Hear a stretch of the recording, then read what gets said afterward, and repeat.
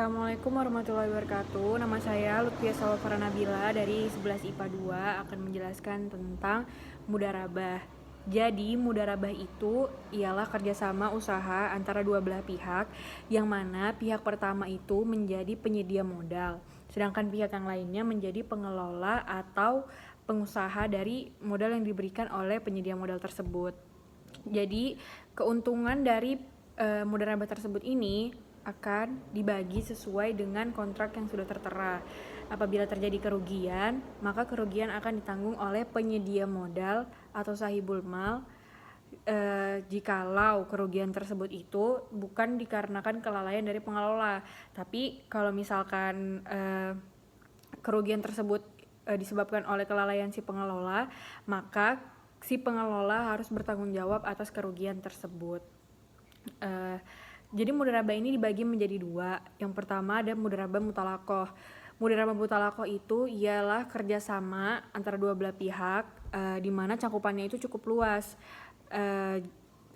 tidak dibatasi waktunya, jenis usahanya, dan di daerah tempat bisnisnya. Misalkan si penyedia modal memberikan dana kepada si pengelola. Jadi pengelola ini bisa menggunakan dana tersebut terserah bisnis apa, waktunya kapan saja, dan di mana saja tempatnya, dan tidak dibatasi oleh si penyedia modal. Sedangkan mudharabah muqayyadah ini dia itu dibatasin. Jadi penyedia modal ini akan membatasi jenis usaha apa dan membatasi dana-dananya yang akan digunakan oleh si pengelola atau pengusaha. Terus sifat utama mudharabah, berdasarkan prinsip bagi hasil dan berbagi resiko, keuntungan dibagi berdasarkan kontrak yang sudah tertera. Jadi kontrak dilakukan di awal, jadi jika terjadi keuntungan maka keuntungan dibagi hasil sesuai dengan apa yang sudah tertera di kontrak. Misalkan keuntungannya dibagi 60/40. Jadi si pengelola mendapatkan 60%, sedangkan si penyedia modal mendapatkan 40% dari hasil keuntungan tersebut. Terus, jika terjadi kerugian finansial, maka bebannya itu akan ditanggung oleh si penyedia modal.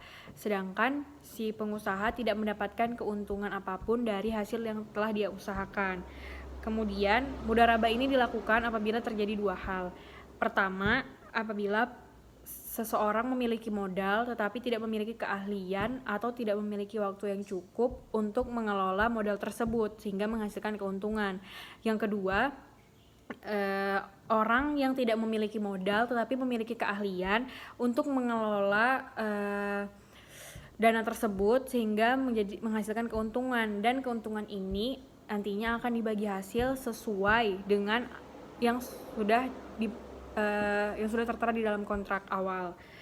Terus hadis atau ayat Quran yang menjelaskan tentang mudharabah ini yaitu Quran surah Al-Jumu'ah ayat 10 yang berbunyi, wa idza qudiyatis sholati fantashiru fil ardi wabtagu min fadlillahi wazkurullaha katsiran la'allakum tashkurun.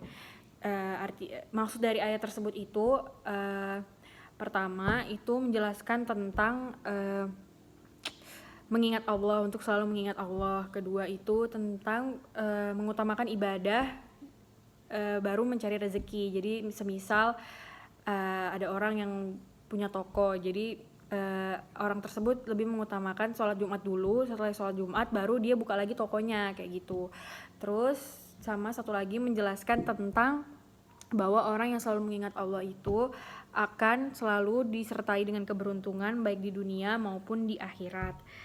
Dijelaskan juga dalam hadis riwayat Ibnu Majah nomor 2280 kitab At-Tijarah dari Sahih bin Suhaib radhiyallahu anhu, Rasulullah SAW bersabda, yaitu 3 hal yang di dalamnya terdapat keberkatan.